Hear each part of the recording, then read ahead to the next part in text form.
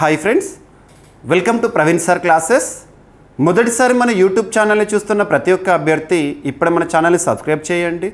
పోటీ పరీక్షలకు ప్రిపేర్ అవుతున్న ప్రతి ఒక్క అభ్యర్థికి ఉపయుక్తంగా ఉండే కరెంట్ అఫైర్స్ని ప్రతిరోజు సాయంత్రం 7 గంటలకి డైలీ కరెంట్ అఫైర్స్ రూపంలో మీకు అందిస్తూనే ఉన్నాను. ఇక మీ నుండి నేను ఎక్స్పెక్ట్ చేసేది ఒకటే, మీ సపోర్ట్ అండ్ ఎంకరేజ్మెంట్ని ఈ వీడియోకి లైక్ రూపంలో తెలియజేయండి. పోటీ పరీక్షలకు ప్రిపేర్ అవుతున్న ప్రతి ఒక్క ఆస్పిరెంట్కి ఈ వీడియో లింక్ని షేర్ చేయండి. ఈరోజు మార్చ్ 11, 2025 చాలా అంశాల గురించి మనం డిస్కస్ చేయాల్సి ఉంది. అంతకంటే ముందు కొన్ని హెడ్లైన్స్. రైల్వే బిల్లుకు పార్లమెంట్ ఆమోదం, రాజ్యసభ ఆమోదం తెలిపింది. ఆ బిల్లు యొక్క ప్రత్యేకత ఏంటి? మారిషస్లో మోదీ గారి పర్యటన. ప్రస్తుతం మోదీ గారు మారిషస్లో ఉన్నారు. సందర్భం, అసలు ఎందుకు వెళ్ళారు, అక్కడ ప్రత్యేకతలు ఏంటో చూద్దాము. గ్లోబల్ టెర్రరిజం ఇండెక్స్ 2025 వార్తలు నిలిచిన ఒక సూచి ఎవరు విడుదల చేశారు, అందులో ఏ పాయింట్స్ పైన మనం ఫోకస్ చేయాల్సి ఉంటుంది పోటీ పరీక్షల కోణంలో. సెక్యూరిటీ బెల్ట్ 2025 వార్తలు నిలిచిన ఒక విన్యాసం అంతర్జాతీయ స్థాయిలో వార్తల్లోకి వచ్చింది. రష్యా వారు నిర్వహించేది. సో ఇందులో భారత్ భాగమా కాదా, మరి ఏ దేశాలు ఇందులో పాల్గొంటున్నాయి అది చూద్దాము. కోచ్ రాజ్బాంక్షీలో ఇటీవల వార్తల్లోకి వచ్చిన ఒక కమ్యూనిటీ, ఒక తెగ, ఏ రాష్ట్రానికి సంబంధించి, మరి సందర్భం, ఈరోజు ఎందుకు ఈ తెగ గురించి డిస్కస్ చేయాల్సిన అవసరం ఏర్పడింది. ఒక్కొక్క టాపిక్ని వివరంగా డిస్కస్ చేద్దాము. ఇక్కడ నిన్నటి రోజున నేను అడిగిన ప్రశ్న ఏదైతే ఉంటుందో ప్రశ్నకి సమాధానాన్ని చాలామంది ఆస్పిరెంట్స్ కామెంట్ రూపంలో కామెంట్ బాక్స్లో తెలియజేశారు. రియల్లీ ప్రతి ఒక్కరు కూడా ఇదే విధంగా ప్రతిరోజు కూడా నేను ఇచ్చే ప్రశ్న ఏదైతే ఉంటుందో దానికి సమాధానం ఇవ్వడము అలవాటు చేసుకోండి. మీకు తెలియకుండానే చాలా కంటెంట్ కూడా నేర్చుకుంటారు. ఓకేనా? ఇక్కడ అబ్జర్వ్ చేస్తే నిన్నటి ప్రశ్న ఏంటంటే, సముద్రయాన్లో భాగంగా మత్స్య 6000 క్యాప్సూల్ను అభివృద్ధి చేసిన సంస్థ ఏంటి? సింగిల్ లైన్లో క్వశ్చన్ అడిగాను. ప్రస్తుతం భారతదేశం సాధిస్తున్న ఘనతలు అద్భుతం. ముఖ్యంగా అంతరిక్ష రంగంలో మనం సాధిస్తున్న ఘనతలను ప్రపంచమంతా కూడా చూస్తోంది. ప్రపంచంలో ఏ దేశం కూడా సాధించని ఘనత భారతదేశం సొంతమైంది. ఒక్క ఎగ్జాంపుల్ చెప్తాను. అంతరిక్ష రంగానికి సంబంధించి ఇస్రో సాధించిన చంద్రయాన్ 3 సక్సెస్. ఇక అంతరిక్షంలో మనం సాధిస్తున్న ఘనతలకి తోడు ఇప్పుడు సముద్ర గర్భంలో పరిశోధనలపైన మనం ఫోకస్ చేస్తున్నాం. దాదాపు సముద్ర గర్భంలో 6000 మీటర్స్ డెప్త్ లోపల 6000 మీటర్స్ డెప్త్ లోపల ఒక క్యాప్సూల్లో మన శాస్త్రవేత్తలు సముద్ర గర్భంలో పరిశోధనల కోసం ఉద్దేశించిన ఒక మిషన్ సముద్రయాన్ మిషన్. అందులో భాగంగా శాస్త్రవేత్తలను మోసుకెళ్ళే ఆ క్యాప్సూల్ ఉంటుంది కదా, ఆ క్యాప్సూల్ పేరు మత్స్య 6000. దాన్ని ఎవరు అభివృద్ధి చేశారు, ఎవరు అభివృద్ధి చేస్తున్నారు అన్నాను. సో ఇక్కడ ఆన్సర్ వచ్చేసి national institute of ocean technology. ఏవైనా జాతీయ సంస్థలు వార్తల్లోకి వస్తే వాటి యొక్క హెడ్ క్వార్టర్ ఎక్కడో చూడాలి. సో చెన్నై, తమిళనాడు కేంద్రంగా పనిచేస్తున్న ఒక సంస్థ. ఓకేనా? సో ఎగ్జామినేషన్ పాయింట్ ఆఫ్ వ్యూలో డైరెక్ట్గా బిట్ అడగవచ్చు. And ministry of earth sciences పరిధిలో ఈ పరిశోధనకి సంబంధించి తరచూ ఏదో ఒక అంశాన్ని మనం వార్తల్లో చూస్తూ ఉంటాము. క్లియర్? ఇక ఈరోజు ప్రశ్నని ఈ వీడియో చివరిలో అడుగుతాను. Important question. ప్రతి ఒక్కరు కూడా కామెంట్ బాక్స్లో కామెంట్ రూపంలో తెలియజేయండి. ఓకేనా? అంతకంటే ముందు అభ్యర్థులకు, ఆస్పిరెంట్స్ అందరి కోసం ఒక అనౌన్స్మెంట్, చాలా ఇంపార్టెంట్ అనౌన్స్మెంట్. చాలామంది ఆస్పిరెంట్స్ మన యాప్లో రిక్వెస్ట్ చేస్తున్నారు, సార్ ఆఫర్స్ ఇవ్వండి అని చెప్పేసి. సో అందరినీ కన్సిడర్ చేసేసి హోలీ సందర్భంగా మీకు ఆఫర్స్ అనేవి ఇచ్చాను. సో ఇప్పటి వరకు మన GVK study circle app, GVK study circle యాప్ని ఇన్స్టాల్ చేసుకొని వారు ఎవరైనా ఉంటే ఇప్పుడే ఇన్స్టాల్ చేసుకోండి. ఈరోజే ఇన్స్టాల్ చేసుకోండి. అందులో పోటీ పరీక్షలకు ప్రిపేర్ అవుతున్న అభ్యర్థుల కోసం ఉపయుక్తంగా ఉండే చాలా కోర్సెస్ అందుబాటులో ఉన్నాయి. సో కరెంట్ అఫైర్స్ మీకు డైలీ కరెంట్ అఫైర్స్ రూపంలో మీరు చూస్తున్నారు. సో డైలీ కరెంట్ అఫైర్స్ మనం ఇంత డెప్త్గా డిస్కస్ చేస్తున్నామంటే ప్రతి పోటీ పరీక్షలో కూడా మన విజయావకాశాలను నిర్ణయించే కరెంట్ అఫైర్స్ కంటెంట్కి మనం ఎంత ఇంపార్టెంట్ ఇచ్చి ఈ కోర్సును రూపొందించామో ఆల్రెడీ కోర్సు సబ్స్క్రైబర్స్ అందరికీ కూడా తెలుసు. కరెంట్ అఫైర్స్ని సింగిల్ సబ్జెక్ట్లా కాకుండా ఒక సైంటిఫిక్ అప్రోచ్లో ఈచ్ అండ్ ఎవ్రీ సబ్జెక్ట్లో వచ్చే అప్డేటెడ్ ఇన్ఫర్మేషన్ని మీకు అందిస్తున్నాను. దాదాపు కరెంట్ అఫైర్స్ని 20 సెగ్మెంట్స్లో అందిస్తున్నాను. Current, polity, economy, geography, environment, science and technology and అట్సెట్రాలా. సో 20 సెగ్మెంట్స్లో కరెంట్ అఫైర్స్ అందిస్తున్నాను. మీకు మ్యాగజిన్ని కూడా అందిస్తూనే ఉన్నాను, తెలుగు మీడియం ఆస్పిరెంట్స్ కోసము, ఇంగ్లీష్ మీడియం ఆస్పిరెంట్స్ కోసము. సో ఈ కోర్స్ పైన భారీ ఆఫర్ అనేది అందుబాటులో ఉంది. సో ఈ రోజు నుండి ఆఫర్ స్టార్ట్ అయింది.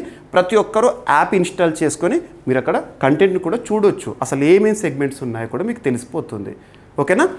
అండ్ మీ ఫ్రెండ్స్ అందరికీ కూడా ఈ కోర్స్ గురించి చెప్పండి, ఎందుకంటే చాలామంది ఆస్పిరెంట్స్ ఇప్పటికే చాలామంది ఫ్రెండ్స్కి సజెస్ట్ చేస్తున్నారు.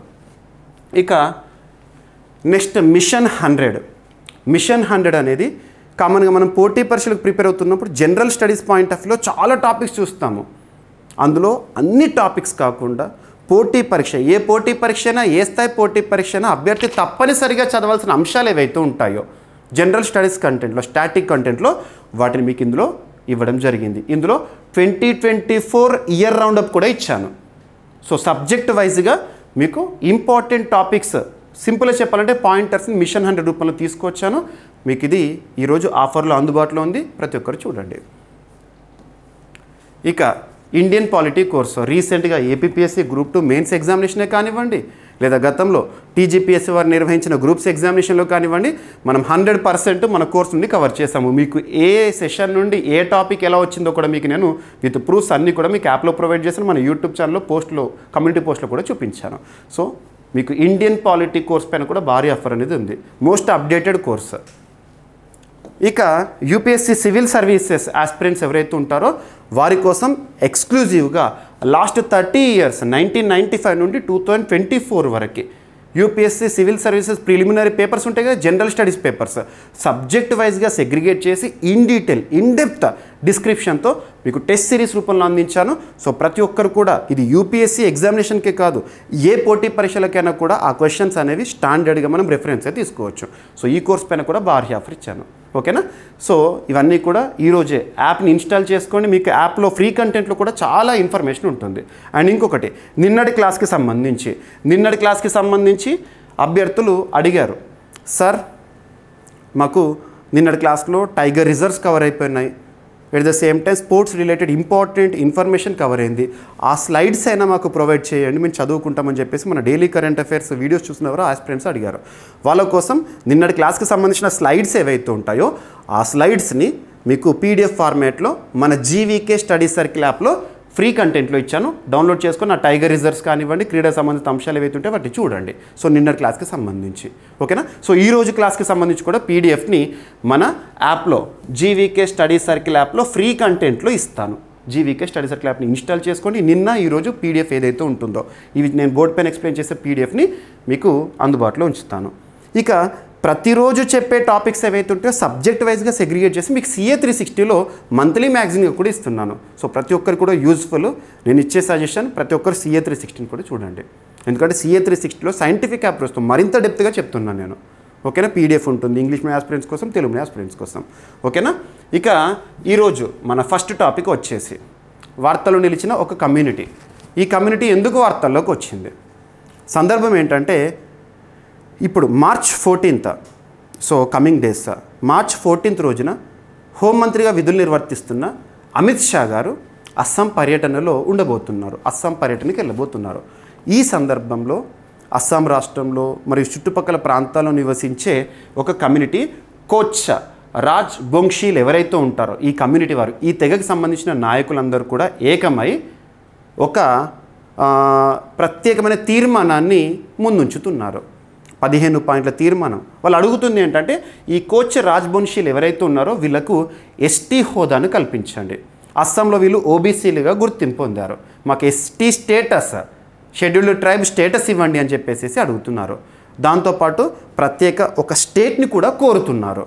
సో ఇలాంటి డిమాండ్స్ వార్తల్లోకి వచ్చినాయి. కాబట్టి వార్తలు నిలిచిన ఈ తెగ ఏదైతే ఉంటుందో ఈ తెగకు సంబంధించి రానున్న పోటీ పరీక్షలో క్వశ్చన్ అడగవచ్చు. ఇటీవల కోచ్ రాజ్బొంషీలు వార్తల్లోకి వచ్చారు. వారు ఏ ప్రాంతంలో ఉండడం జరుగుతుంది? కేవలం భారతదేశంలోనే కాదు, నేపాల్ దిగువ ప్రాంతంలో మరియు బంగ్లాదేశ్లో, మన భారతదేశానికి సంబంధించి వెస్ట్ బెంగాల్ ప్రాంతంలో, బీహార్లో ఈ ప్రాంతాల్లో నివసిస్తున్నారు. పర్టికులర్ ఏరియా కూడా మీకు చెప్తాను. అసలు ఎందుకు వార్తల్లోకి వచ్చారో ఇక్కడ చూడండి.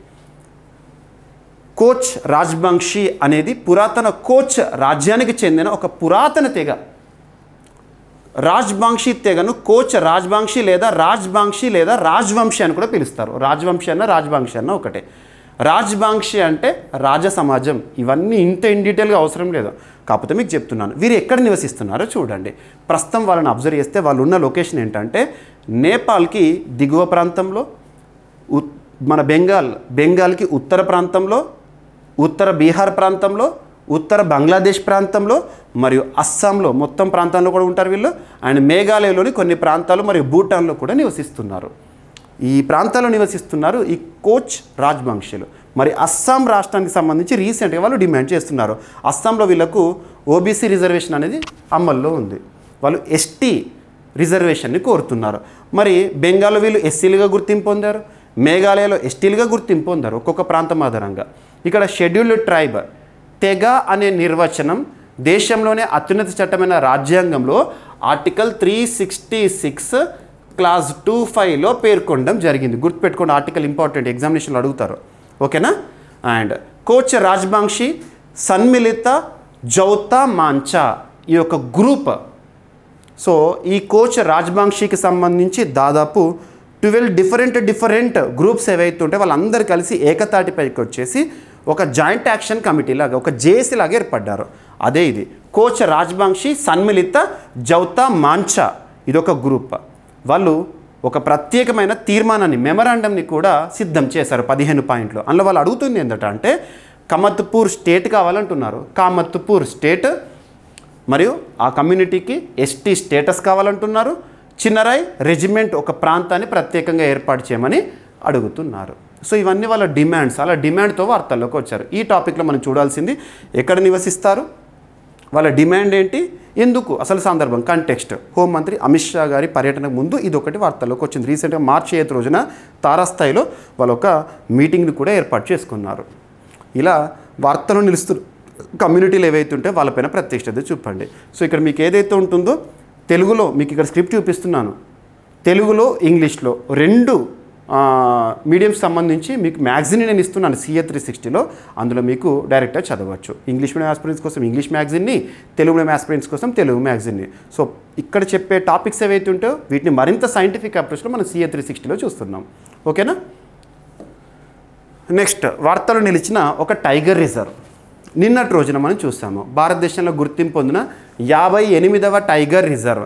58వ టైగర్ రిజర్వ్గా ఏంటి, మధ్యప్రదేశ్ రాష్ట్రంలోని మాధవ్ నేషనల్ పార్క్ వార్తల్లోకి వచ్చింది. 58వ టైగర్ రిజర్వ్. దాంతోపాటు గతంలో గుర్తింపు పొందిన 57 టైగర్ రిజర్వ్ సంబంధించిన సమాచారాన్ని కూడా నిన్నటి క్లాస్లో చెప్పాను, డైలీ కరెంట్ అఫైర్స్ క్లాస్లో. మరి ఇక్కడ అబ్జర్వ్ చేస్తే ఈసారి సట్కోసియా టైగర్ రిజర్వ్ అనేది వార్తల్లోకి వచ్చింది. ఫస్ట్ లొకేషన్ అది ఎక్కడ ఉంది అంటే ఒడిషాలో ఉంది. ఒడిషా రాష్ట్రంలోని ఒక పులుల సంరక్షణ కేంద్రం సట్కోసియా. ఎందుకు వార్తల్లోకి వచ్చింది అంటే దాదాపు కొన్ని వందలాది కుటుంబాలను ఆ పరిసర ప్రాంతాల నుండి డిస్ప్లేస్ చేస్తున్నారు, వేరే ప్రాంతాలకు తరలిస్తున్నారు ప్రభుత్వం వారు. ఎందుకు అంటే man Animal conflict.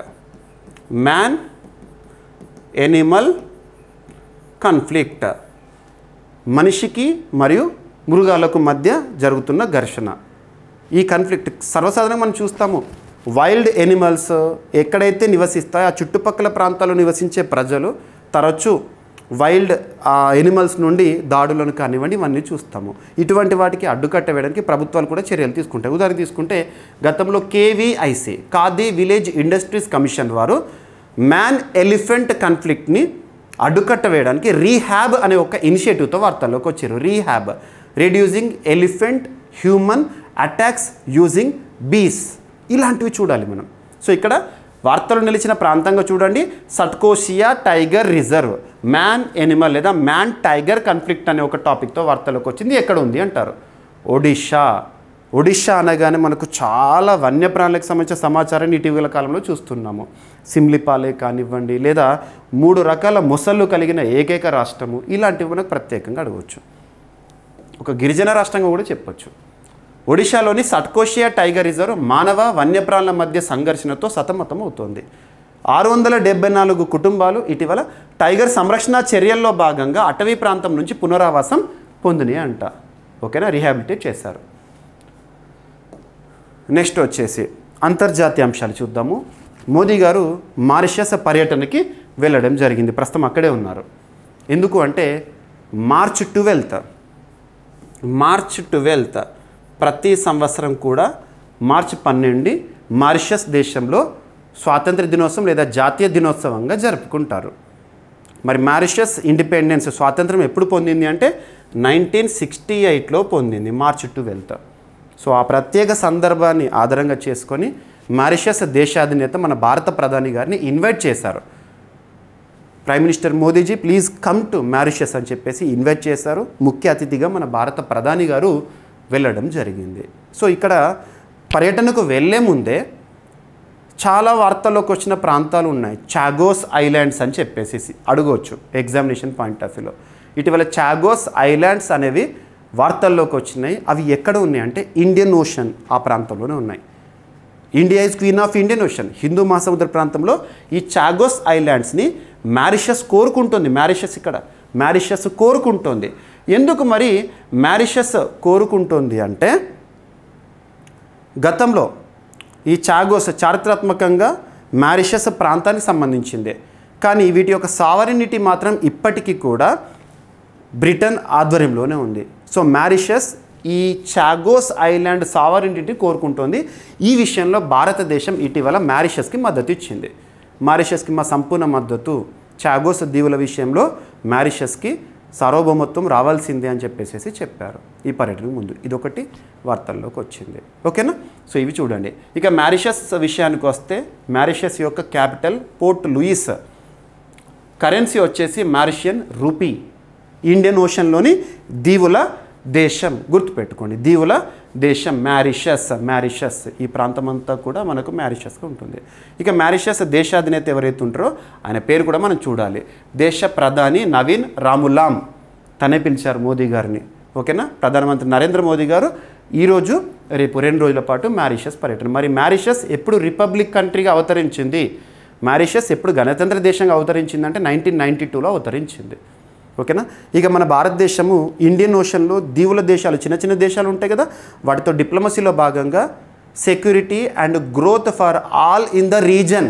In which reason? Indian ocean reason. Sagar అనే ఇనిషియేటివ్స్ ఇటువంటి మనం చూస్తున్నాము. ఇండియా మాల్దీవ్స్లో భాగంగా, మాల్దీవ్స్ అయితేనేమో ఆపరేషన్ సంజీవని, ఇలాంటివి మనం చూస్తూ ఉంటాం. వీటిపైన ఎక్కువగా ఫోకస్ చేయండి. ఓకేనా? మారిషస్ హిందూ మహాసముద్రంలో ఒక కీలక భాగస్వామి మనకి. ఆఫ్రికా ఖండానికి ముఖద్వారంగా కూడా దీన్ని చూస్తాం మారిషస్ని. ఓకేనా? చారిత్రకంగా, భౌగోళికంగా, సాంస్కృతికంగా మన మధ్య అనుబంధం ఉంది అని మోదీ గారి పర్యటన ముందుగా చెప్పడం జరిగింది. ఇక ఈ స్వాతంత్ర దినోత్సవ వేడుకల్లో భాగంగా ప్రత్యేకంగా అక్కడ విన్యాసాలు నిర్వహిస్తారు కదా. మన భారతదేశం నుండి ఒక నౌక, Indian naval ship INS Imphal Mauritius రాజధాని ఆ లూయిస్ ప్రాంతానికి చేరుకోవడం జరిగింది. ఓకేనా?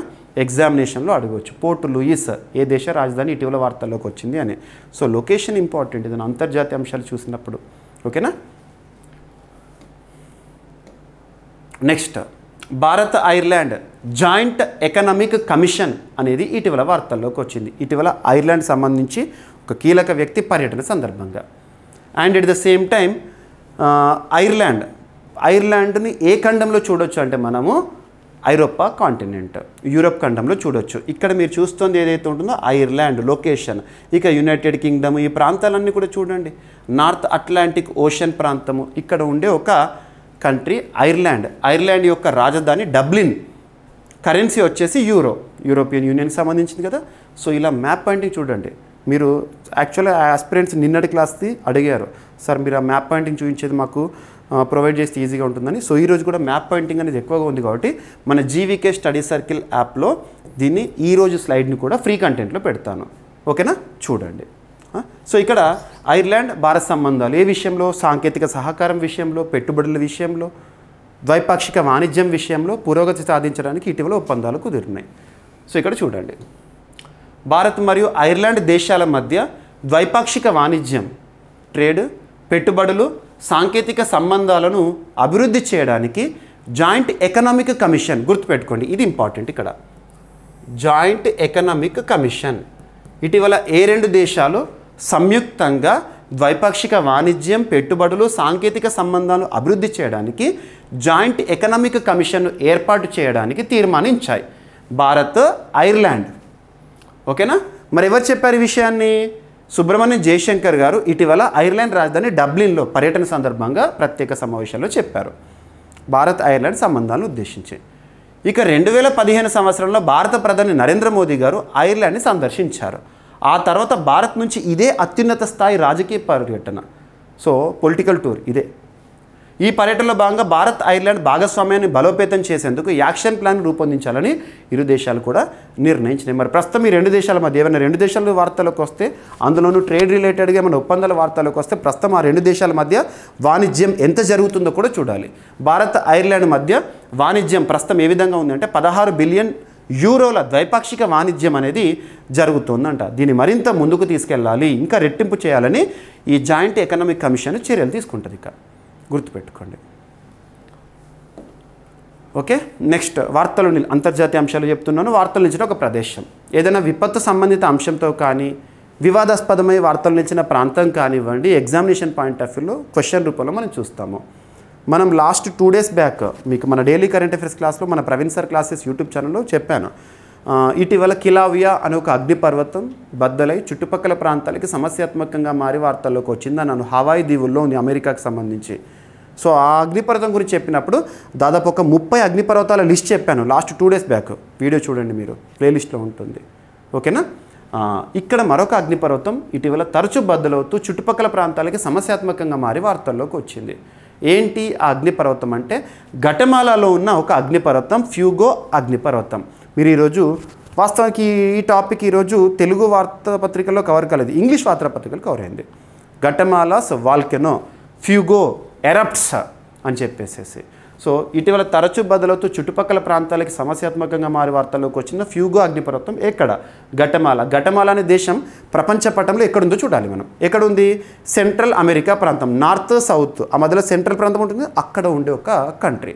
మరి గటమాలా యొక్క రాజధాని ఏంటి అంటారు? గటమాలా సిటీ. గటమాలా దేశ కరెన్సీ ఏంటంటే క్వెట్జాల్. ఇది ప్రపంచ పటం కదా, ఇక north America, south America, Africa ఇలా చూస్తాం కదా మనం. గటమాలా ఎక్కడ ఉంటుందంటే ఈ లొకేషన్లో ఉంటుంది. చూడండి, మీరు ఈ పీడిఎఫ్ డౌన్లోడ్ చేసుకోండి మన యాప్లో, తర్వాత మరొకసారి చూసుకోండి, ఈజీగా ఉంటుంది. ఓకేనా. గటమాలా. సో తరచు బద్దలోనే అగ్నిపర్వతాల లిస్ట్ ఏదైతే ఉందో ఒకసారి చూడండి, మీకు లాస్ట్ 2 days బ్యాక్ చెప్పాను. ఇక నెక్స్ట్ మన జాతీయ అంశాల్లో భాగంగా రైల్వే బిల్లు ఆమోదం అనేది వార్తల్లోకి వచ్చింది. గత డిసెంబర్లోనే లోక్సభ ఆమోదం పొందింది ఈ బిల్లు. నిన్నటి రోజున మార్చి 10th రోజున ఈ బిల్లును రాజ్యసభ కూడా ఆమోదం తెలిపింది. ఇక ఏదైనా ఒక బిల్లు లోక్సభ, రాజ్యసభ 2 సభలు ఆమోదం తెలపబడిన తర్వాత చట్టం మారాలంటే ఆ బిల్లు రాష్ట్రపతి వద్దకు రావాలి. రాష్ట్రపతి అకార్డింగ్ టు ఆర్టికల్ 111 ఆధారంగా బిల్లుకు ఆమోద ముద్ర వేస్తే చట్టంగా మారుతుంది. ఇది ప్రొసీజర్. ఓకేనా, గుర్తుపెట్టుకోండి. ఓకేనా. ఈ ఆర్టికల్ ఏమైనా వచ్చినప్పుడు మనం చూడాలి. ప్రస్తుతం మనకు అమల్లో ఉన్న రైల్వే చట్టం 1905ని రిప్లేస్ చేసేందుకు ఉద్దేశించబడిన ఒక నూతన బిల్లు అతి త్వరలో చట్టం రూపంలో రాబోతోంది. ఇక రైల్వేస్కి సంబంధించి నియామకాలు కానివ్వండి అండ్ స్వతంత్ర విషయాలు కానివ్వండి, కేంద్రానికి పూర్తి అధికారము ఈ బిల్లు కల్పిస్తుంది. అతి త్వరలో చట్టంగా మారబోతోంది. ఓకేనా. అండ్ రైల్వే బోర్డుకి ప్రస్తుతం చైర్పర్సన్గా ఎవరున్నారు? సతీష్ కుమార్ గారు. రీసెంట్గా మనం వార్తలు చూసిన వ్యక్తి. రైల్వే బోర్డు చరిత్రలోనే మొట్టమొదటి మహిళా చైర్మన్గా ఎవరు విధులు నిర్వర్తించారు? జయ వర్మ సిన్హా గారు. తన స్థానంలో ఇతను రీసెంట్గా వార్తల్లోకి వచ్చారు. సో ఇలాంటి బిట్స్ మనం చూడాలి ఏదైనా రైల్వే రిలేటెడ్. ఇక భారతదేశంలో రైల్వే రిలేటెడ్గా ప్రస్తుతం కేంద్ర మంత్రిగా ఎవరు విధులు నిర్వర్తిస్తున్నారంటే అశ్విని కుమార్ వైష్ణవ్ గారు. Ministry of electronics information technology అని కూడా చాలాసార్లు చూస్తాం తన గురించే. పార్లమెంట్ ఆమోదం అని ఎందుకు అన్నానంటే 2 సభలు ఆమోదం అయిపోయింది. లోక్సభనేమో డిసెంబర్లో, నిన్నటి రోజునేమో రాజ్యసభ. ప్రతిపక్షాలు హంగామా చేసిన అయినా కూడా మెజారిటీ. రైల్వే బోర్డుకు మరింత స్వతంత్ర ప్రతిపత్తి కల్పిస్తూ రూపొందించిన రైల్వే సవరణ బిల్లు 2024కు పార్లమెంట్ ఆమోదం తెలిపింది. రైల్వే మంత్రి అశ్విని కుమార్ వైష్ణవ్ గారు ప్రవేశపెట్టిన ఈ బిల్లును రాజ్యసభ ఆమోదించింది. లోక్సభ గత డిసెంబర్లోనే దీనికి ఆమోదం తెలిపింది. 1905 ప్రస్తుత చట్టం 1905 నాటి రైల్వే చట్టాన్ని భర్తీ చేసే ఈ కొత్త చట్టం ప్రకారము రైల్వే బోర్డు చైర్మన్, సభ్యుల నియామకము, అర్హతలు, పదవీకాలం తదితర అంశాలు పూర్తిగా కేంద్రం పరిధిలో ఉంటాయి. రైల్వే పనితీరును నియంత్రించేందుకు స్వతంత్ర రెగ్యులేటర్ను కేంద్రం నియమించవచ్చు. ఈ ఆర్థిక సంవత్సరంలో 51,462.86 కోట్ల రూపాయల అదనపు వ్యయానికి కేంద్రం అనుమతి కోరింది. గుర్తుపెట్టుకోండి. ఇక జాతీయ అంశాల్లో ఒక పోర్టల్, వార్తలు నిలిచిన పోర్టల్స్, స్కీమ్స్, ఇనిషియేటివ్స్, పాలసీస్ ఇవి ఇంపార్టెంట్. ఈ శ్రమ్ పోర్టల్ ఇది కొత్తదేం కాదు. 2021 సంవత్సరం ఆగస్టు 26న ఈ పోర్టల్ని కేంద్ర ప్రభుత్వం ప్రారంభించింది. ఏ మంత్రిత్వ శాఖ పరిధిలో ఉంది ఈ పోర్టల్ నిర్వహణ అంటే ministry of labour and employment, కేంద్ర కార్మిక మరియు ఉపాధి వ్యవహారాల మంత్రిత్వ శాఖ వారి ఆధ్వర్యంలో ఉంది. సో ఈ శ్రమ్ పోర్టల్లో రిజిస్ట్రేషన్కి సంబంధించి మహిళలు ఎంతమంది ఉన్నారు, రీసెంట్గా ప్రస్తుతం పార్లమెంట్ సమావేశాల్లో ప్రశ్నోత్తరాల సమయంలో వచ్చిన గణాంకాలు అడుగుతారు. మీకు ప్రెస్ ఇన్ఫర్మేషన్ బ్యూరో టాపిక్స్ పైన ఎగ్జామినేషన్లో క్వశ్చన్స్ అడుగుతారు. అక్కడ క్వశ్చన్ అవర్లో అడిగే క్వశ్చన్స్ ఆన్సర్స్ కూడా మనకు పోస్ట్ చేస్తారు. ఓకేనా? ఆ గణాంకాలు మీకు ప్రతి ఒక్కటి కూడా కవర్ చేస్తున్నాను నేను CA 360లో. ఇక్కడ మనకు వార్తల్లో నిలుస్తున్న అంశాలను ఇక్కడ చూస్తున్నాము. ఈ శ్రమ్ పోర్టల్లో 53.68% మహిళలు అంట. ఈ శ్రమ్ పోర్టల్ అంటే ఏంటి? National database of unorganised workers, unorganised సెక్టార్లో పనిచేసే వర్కర్స్కి సంబంధించిన రిజిస్ట్రేషన్ చేసే ఒక పోర్టల్. ఈ పోర్టల్లో నమోదైన వారికి కేంద్ర ప్రభుత్వం నుండి పథకాలు కానీ బెనిఫిట్స్ కానీ అందిస్తూ ఉంటారు. ఓకేనా? ఏ వర్కర్స్ ఉండొచ్చు? కన్స్ట్రక్షన్ వర్కర్స్ కానివ్వండి, మైగ్రెంట్ వర్కర్స్ కానివ్వండి, gig and platform workers. Gig అంటే ఏంటంటే స్విగ్గీ, జొమాటో అందులో పనిచేస్తారు కదా, డెలివరీకి సంబంధించి అలా. స్ట్రీట్ వెండర్స్, చిరు వ్యాపారులు, domestic workers, agriculture workers and other unorganised sector. So ఇక్కడ ఈ గణాంకాలు గుర్తుపెట్టుకోండి. ఓకేనా? న్యూస్ పేపర్లో ఈ పాయింట్స్ తప్పించారు, తెలుగు న్యూస్ పేపర్స్లో. అది మీకు రెక్టిఫై చేసి ఇక్కడ ఇస్తున్నాను చూడండి. కేంద్ర ప్రభుత్వం కార్మికుల సంక్షేమం మరియు పథకాల అమలు కోసం ప్రవేశపెట్టిన ఈ శ్రమ్ పోర్టల్లో నమోదైన వారిలో పురుషుల కంటే మహిళల సంఖ్య అధికంగా ఉందంట. మొత్తం 30.68 కోట్ల అసంఘటిత కార్మికులు, అంటే అసంఘటిత అంటే అన్ఆర్గనైజ్డ్ సెక్టార్ వర్కర్స్ తమ పేర్లను నమోదు చేసుకుంటే అందులో 53.68% మహిళలేనంట. అంటే ఈ శ్రమ్ పోర్టల్లో మహిళలే ఎక్కువగా రిజిస్టర్ అయినారంట. మొత్తం నమోదైన వాళ్ళు ఎంతమంది రిజిస్ట్రేషన్ చేసుకున్నవారు ఈ శ్రమ్ పోర్టల్ ఇప్పటి వరకు 30.68 కోట్లు. అందులో మహిళలు 16.47 కోట్ల మంది అంట. ఓకేనా? మహిళలుగా ఉన్నట్లు కేంద్రం వెల్లడించింది. ఓకేనా? లోక్సభలో మంత్రి గారు సమాధానం ఇచ్చారు. ఎస్. మరి ఆంధ్రప్రదేశ్లో ఎంతమంది ఉన్నారు రిజిస్టర్డ్ అంటే 82,78,582 మంది. తెలంగాణలో 44,82,351 మంది ఈ శ్రమ్ పోర్టల్లో నమోదయ్యారు. దేశవ్యాప్తంగా నమోదైన కార్మికుల్లో పురుషులు 14.21 crores మరియు ఇతరులు అంటే ట్రాన్స్జెండర్స్ ఇలాంటివి ఎవరైతే ఉంటారో వాళ్ళు 7,355 మంది ఉన్నారంట. ఇక వ్యవసాయ రంగ కార్మికులు అత్యధికంగా 15.99 కోట్ల మందిగా ఉన్నారని మంత్రి గారు చెప్పారు. సో ఇట్లా మీకు ఈ టాపిక్ ఉంది కదా, దీన్ని నేను CA 360లో వార్తలు నిలిచిన పథకాలు అని చెప్పేసి సపరేట్ ఒక సెగ్మెంట్లో లాస్ట్ 15 డేస్లో ఏ పథకాలు వార్తల్లోకి వచ్చినాయి, ఏ పోర్టల్స్ వార్తల్లోకి వచ్చినాయి అవన్నీ కూడా కవర్ చేస్తామన్నట్టు. ఓకేనా? ఇక నెక్స్ట్ సెక్యూరిటీ బెల్ట్ 2025 వార్తలు నిలిచిన విన్యాసము. నిన్నటి క్లాస్లో మనం ఎక్సర్సైజ్ కంజార్ గురించి చూసాము. భారత్ కిర్గిస్తాన్ సంయుక్త విన్యాసం కిర్గిస్తాన్లో ప్రారంభం నిన్నటి రోజున. మొన్నటి రోజున మార్చి 9th రోజున ముగిసిన ధర్మా గార్డియన్ భారత్ జపాన్ సంయుక్త సైనిక విన్యాసము. నిన్నటి రోజున సీ డ్రాగన్ విన్యాసము అమెరికా నిర్వహిస్తోంది. గువామ్ కోస్ట్ వద్ద బహుళ దేశాలకు సంబంధించిన నావికా దళ విన్యాసం ఇలా చూసాము. ఈరోజు ఒక విన్యాసం వార్తల్లోకి వచ్చింది, సెక్యూరిటీ బెల్ట్ 2025. ఇందులో భారత్ ఈజ్ నాట్ పార్టిసిపెంట్, భారతదేశానికి సంబంధించి పాల్గొనడం లేదు. ఎవరు నిర్వహిస్తున్నారంటే రష్యా నిర్వహించబోతోంది. షెడ్యూల్ వార్తల్లోకి వచ్చింది. రష్యా, చైనా, ఇరాన్ ఈ 3 దేశాలు ఏవైతే ఉంటాయో వీరందరూ కూడా ముఖ్యంగా నావికా దళానికి సంబంధించి నిర్వహించే ఒక విన్యాసం. ఏ ప్రాంతంలో అంటే ఇరాన్లోని పోర్ట్ ఆఫ్ చాబహర్ ప్రాంతంలో. గుర్తుపెట్టుకోండి, చాబహర్ పోర్ట్ ఎక్కడ? ఇరాన్. ఆ ప్రాంతంలో నిర్వహించనున్న ఒక బహుళ దేశాలకు సంబంధించిన నావికా దళ విన్యాసం పేరే సెక్యూరిటీ బెల్ట్. ఇక ఇరాన్ తరచూ వార్తల్లోకి వస్తుంది. నిన్నటి క్లాస్లో మనం ఇరాన్ దేశానికి సంబంధించి 6th Asian women's kabaddi championship విజేతగా భారత్ నిలిచింది. టెహ్రాన్లో జరిగిందన్నాను.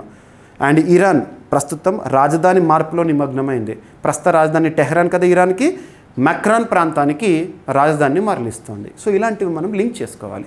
సో ఇది బహుళ దేశానికి సంబంధించిన నావికా దళ విన్యాసాలు ఈ మంత్లో నిర్వహించబోతున్నారు. చైనా, ఇరాన్, రష్యా నిర్వహణ ఈ 2 దేశాలు కూడా పార్టిసిపెంట్స్. లొకేషన్ వచ్చేసేసి ఇరాన్లోని చాబహర్ పోర్ట్ వద్ద.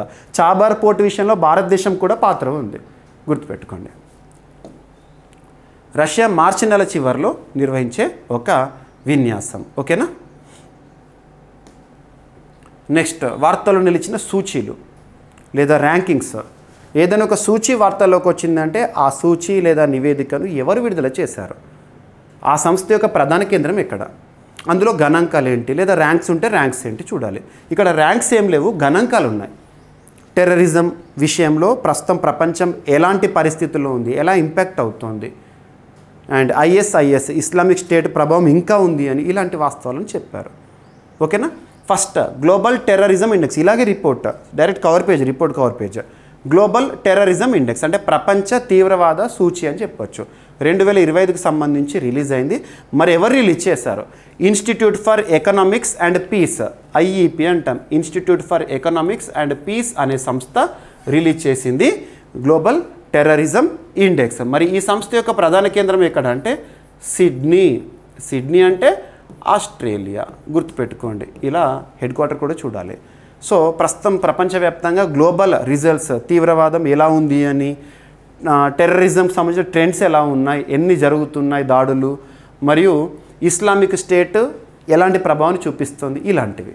ఓకేనా. ఇక్కడ చూడండి, గ్లోబల్ టెర్రరిజం ఇండెక్స్ 2025 నివేదికను institute for economics and peace ప్రచురించింది. దాదాపు 163 దేశాలను కవర్ చేస్తూ సర్వే చేసి నివేదికను రిలీజ్ చేశారు. ప్రస్తుతం ఈ నివేదికలో ఏం చెప్పారంటే దాడులు, మరణాలు, గాయాలు, బందీల సంఖ్య వంటి అంశాలను పరిశీలించి ఉగ్రవాద ప్రభావాన్ని కొలిశారంట. మరి ట్రెండ్స్ ఎలా ఉన్నాయి, నంబర్స్. ఉగ్రవాద ప్రభావిత దేశాల సంఖ్య 58 నుండి 66కు పెరిగింది. ఇది దాదాపు ఒక దశాబ్ద కాలంగా తగ్గుముఖం పట్టిన ధోరణిని తిరిగి మళ్లించుకుంది. సో ట్రెండ్స్లో ఫస్ట్ పాయింట్, ఉగ్రవాద ప్రభావిత దేశాల సంఖ్య 58 నుండి 66కు పెరిగింది. ఇది దాదాపు ఒక దశాబ్ద కాలంగా తగ్గుముఖం పట్టిన ధోరణిని తిరిగి మళ్లించుకుందంట. ఇస్లామిక్ స్టేట్ ఐఎస్ఐఎస్ ఇప్పటికీ అత్యంత ప్రాణాంతక ఉగ్రవాద సంస్థగానే కొనసాగుతోందంట. ఓకేనా. ఇక వార్తలో నిలిచిన ఒక సదస్సు ఈరోజు ముగిసింది. మార్చి 11, 2025 రోజున కేంద్ర విద్యుత్ వ్యవహారాల మంత్రిత్వ శాఖ వారి ఆధ్వర్యంలో నిర్వహించిన ఒక సదస్సు గ్రిడ్కాన్ 2025. ఏదైనా ఒక సదస్సు వార్తల్లోకి వచ్చినప్పుడు ఎవరు నిర్వహించారు? కేంద్ర ప్రభుత్వం విద్యుత్ వ్యవహారాల మంత్రిత్వ శాఖ వారు 2-3 ఇతర సంస్థల సహకారంతో నిర్వహించారు. మరి ఎక్కడ జరిగింది? మన దేశ రాజధాని ఢిల్లీలో యశోభూమి ప్రాంతంలో 9th రోజున ప్రారంభమైంది, ఈరోజు ముగిసింది. మరి ఏదైనా సదస్సుల గురించి మన వార్తలు చూస్తే ఆ సదస్సుకి సంబంధించిన థీమ్ ఏంటో చూడాలి. థీమ్ వచ్చేసేసి innovations in grid resilience, strategies for enhancing reliability, sustainability, adaptability of power transmission system. థీమ్స్ని ఎప్పుడు కూడా తెలుగులోకి ట్రాన్స్లేట్ చేయకండి. ఏ లాంగ్వేజ్లో ఉంటే అదే లాంగ్వేజ్లో చూడాలి. ఓకేనా. ప్రతిసారి ఇదే చెప్తున్నాను. కేంద్ర మంత్రి మనోహర్ లాల్ గారు ప్రారంభించారు న్యూఢిల్లీలో గ్రిడ్కాన్ 2025ని. పవర్ గ్రిడ్, విద్యుత్ మంత్రిత్వ శాఖ మరియు సిజర్ అనే ఒక సంస్థ వారు నిర్వహించడం జరిగింది. ఓకేనా. గ్రిడ్ వ్యవస్థను మెరుగుపరచడం, పునరుత్పాదక శక్తి, వినూత్నతకు ప్రోత్సాహం ఇవ్వడం లక్ష్యంగా ఈ సదస్సును నిర్వహించారంట.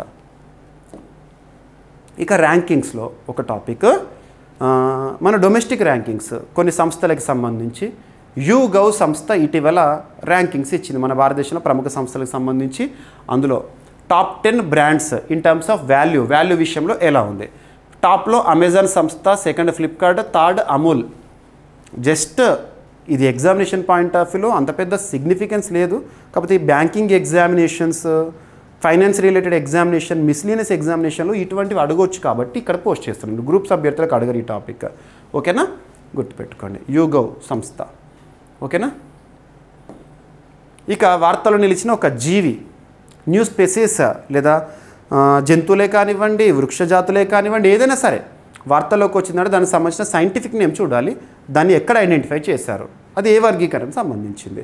సో ఇక్కడ డెల్సిబెల్లా కమాంచకా అనే ఒక జీవి ఆనవాలను ఇటీవల కనుగొనడం జరిగింది. అటకామా ట్రెంచ్ లోతైన ప్రాంతంలో దీన్ని గుర్తించారు శాస్త్రవేత్తలు.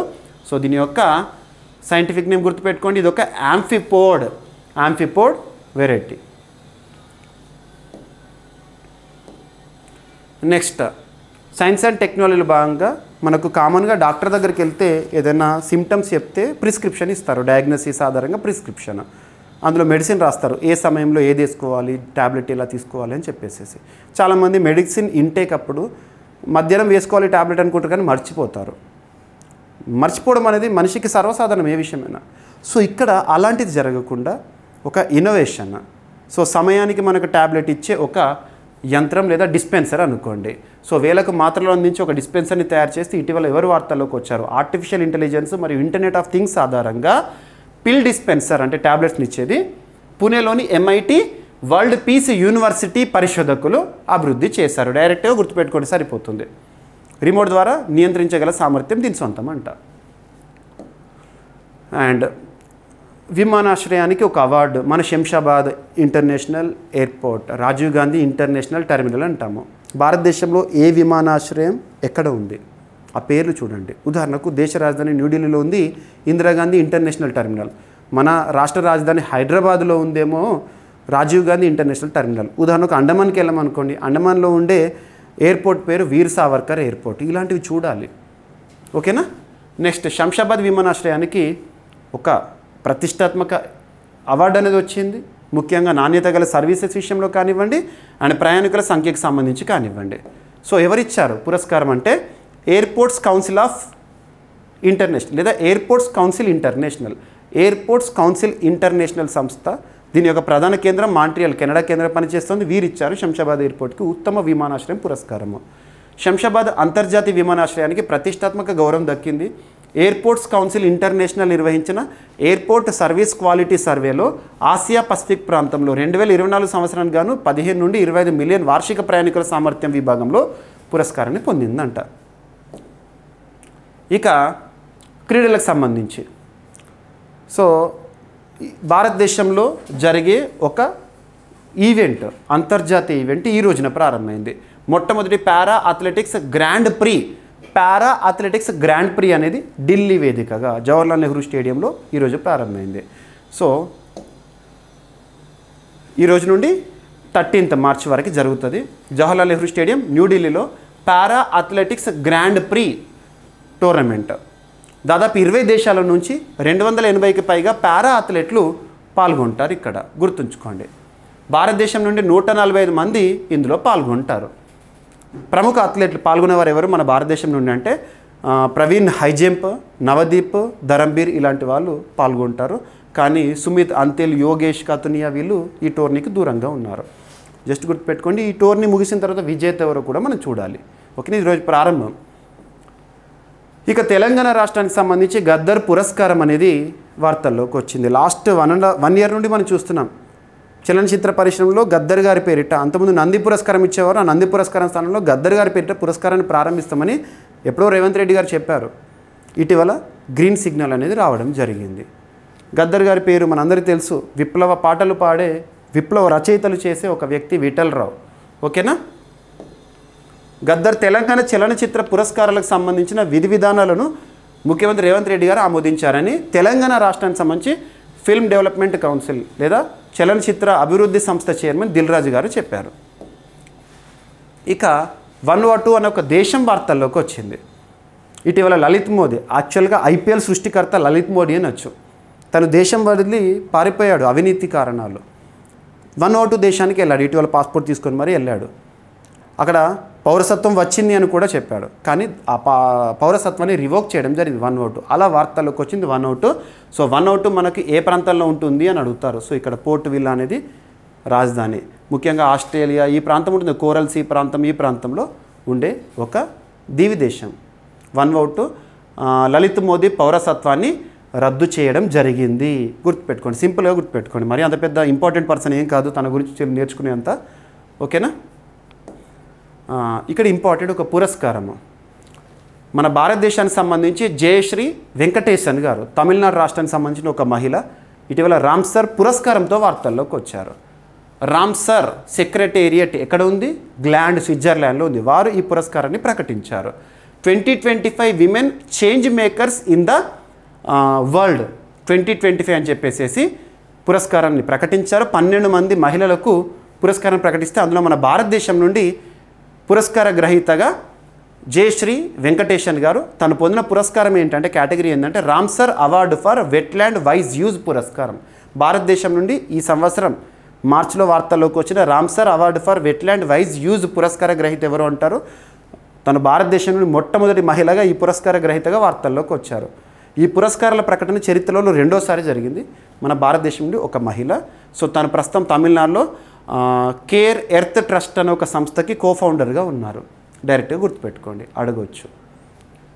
సో ఈరోజు వార్తల్లోని ప్రశ్న, అండ్ ఇటీవల వార్తల్లో నిలిచిన ధర్మా గార్డియన్ విన్యాసం ఏ దేశాలకు సంబంధించినది? ఆన్సర్ని కామెంట్ బాక్స్లో రాయండి. ప్రతి ఒక్కరు కూడా రాయండి. వీడియో పట్ల ఫీడ్బ్యాక్ని కూడా పంపండి. And English medium aspirants, Telugu medium aspirants, మీకు నేను CA 360లో సైంటిఫిక్ అప్రోచ్తో కరెంట్ అఫైర్స్ ఇస్తున్నాను. మీకు ఇక్కడ చెప్పే టాపిక్స్ ఇంతకంటే ఎక్కువ కూడా మీకు నేను, ఎందుకంటే కొన్ని సబ్జెక్ట్ వైజ్ కరెంట్ అఫైర్స్ ఉంటాయి, అవన్నీ ఇన్ డీటెయిల్గా ఇంకా చెప్తున్నాను. సో CA 360కి సంబంధించిన PDF కూడా మీకు నేను యాప్లో ఉంటుంది, కోర్సులో చూడండి. ఇప్పుడు ఆఫర్స్ అనేవి రన్ అవుతున్నాయి, ప్రతి ఒక్కరు కూడా యూటిలైజ్ చేసుకోండి. అండ్ ఈరోజు క్లాస్కి సంబంధించిన PDFని, ఈ స్లైడ్స్ని మన GVK స్టడీ సర్కిల్ యాప్లో ఫ్రీ కంటెంట్లో పెడతాను. యాప్ ఇన్స్టాల్ చేసుకొని చూడవచ్చు. ఓకేనా? ఈరోజు వార్తలు ఒకసారి క్విక్ రివిజన్ చేస్తే,